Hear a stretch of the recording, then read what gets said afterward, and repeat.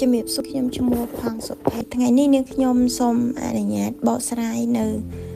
ខ្លឹមសារអត្ថបទមួយដែលលើកឡើងថាកាន់តែលំបាកគឺកាន់តែញញឹមមនុស្សយើងម្នាក់នៅក្នុងពិភពលោកនេះគឺមិនអាចដោះស្រាយមិនអាចគេចផុតពីបញ្ហាបានទេបញ្ហាគឺជាផ្នែកមួយសម្រាប់មនុស្សជាផ្នែកមួយនៃជីវិតសម្រាប់មនុស្សទូទាំងពិភពលោកនៅលើភពផែនដីរបស់យើងផ្ទុយទៅវិញបើសិនជាយើងជាមនុស្សដែលខ្លាំងមនុស្សដែលពូកែមនុស្សដែលអស្ចារ្យយើងតែងតែអាចដោះស្រាយបានគ្រប់បញ្ហាទាំងអស់ទោះបីបញ្ហានោះតូចក្តីធំក្តីគឺយើងអាចដោះស្រាយបានដោយស្នាមញញឹមចឹងដើម្បីបកស្រាយនៅពំណូលខាងលើនាងខ្ញុំអនុញ្ញាតសូមធ្វើការបកស្រាយនៅពាក្យថាពិបាកពាក្យថាពិបាកមកពីពាក្យវិបាកហើយមានអត្ថន័យថាគឺជាសកម្មភាពឬកិច្ចការងារណាដែលយើងអាចដែលវាមានលក្ខណៈជាភាពកម្រហើយភាពលំបាកគឺជាភាពតោកចាកឬក៏សេចក្តី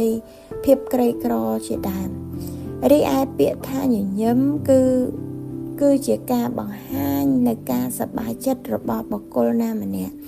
ឬក៏ភាពរីករាយដែលបុគ្គលនោះទទួលបានពីបរិយាកាសមជ្ឈដ្ឋានជុំវិញខ្លួនដូច្នេះដើម្បីឲ្យយើងអាចញញឹមបាននៅក្នុងស្ថានភាពដែលលំបាក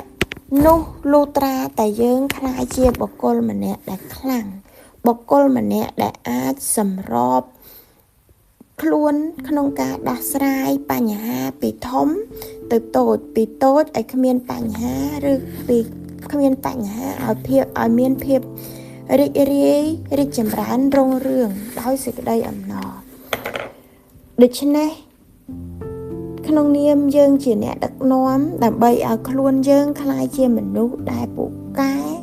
មនុស្សដែលអស្ចារ្យបានយើងត្រូវតែញញឹមដើម្បីទទួលយកនៅដំណោះស្រាយដ៏អស្ចារ្យញញឹមដើម្បីចូលរួមក្នុងការដោះស្រាយបញ្ហានៅក្នុងគ្រាលំបាកនៅពេលដែលយើងញញឹមគឺមានន័យថាយើងអាចទទួលស្គាល់ការពិតនៃ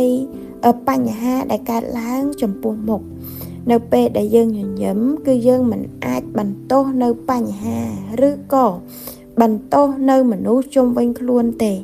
យើងញញឹមដើម្បីរួបរวมក្នុងការដោះស្រាយនៅបញ្ហាគ្រប់បែបយ៉ាងបានបែបងាយដូចនេះយើងត្រូវតែញញឹមទោះបីស្ថិតនៅក្នុងស្ថានភាពលំបាកយ៉ាងណាក៏ដោយដើម្បីឲ្យយើងក្លាយទៅជាមនុស្សដឹកនាំដ៏អស្ចារ្យសូមអរគុណ